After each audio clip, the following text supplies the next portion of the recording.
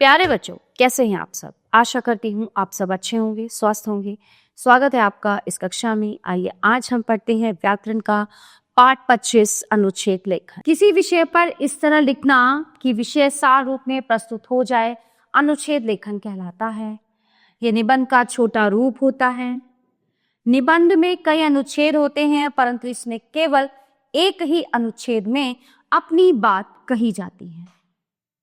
अनुच्छेद लिखते समय निम्नलिखित बातों का विशेष ध्यान रखना चाहिए। सबसे पहले अपने विचारों को क्रम देना चाहिए। वाक्य छोटे छोटे तथा विषय के अनुकूल होने चाहिए। वाक्य आपस में एक दूसरे से जुड़े होने चाहिए। भाषा सरल व सटीक होनी चाहिए। एक ही बार बार बार दोहराई नहीं जानी चाहिए। किसी सूक्ति या कथन का प्रयोग कर सके तो अच्छा होगा। अनुच्छेद संक्षिप्त व प्रभावशाली होना चाहिए। अनुच्छेद का विषय कोई घटना, अनुभव, सूक्ति अथवा कथन कुछ भी हो सकता है। आइए अब अनुच्छेद पढ़िए। मेरे देश की धरती।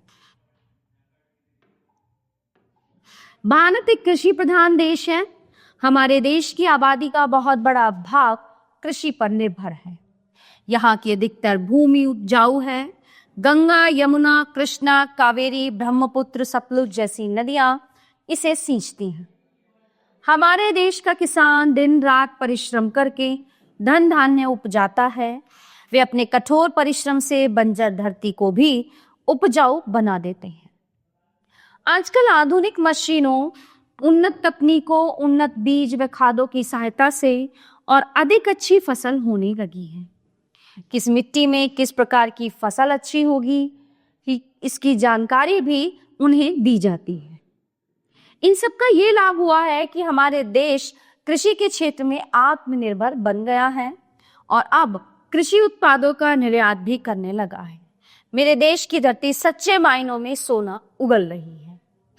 ठीक है, तो इस तरह से हम अनुच्छेद लिखेंगे। यहाँ पे देखिए और टॉपिक भी आपको दिए गए हैं। 2 है, बुलेट ट्रेन है, बाल श्रम है, ठीक है, पौष्टिक खाओ।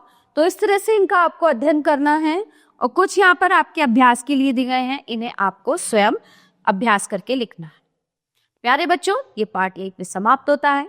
आशा करती हूँ आपको अच्छे से समझ आया होगा। मिलते हैं अगली कक्षा में। धन्यवाद।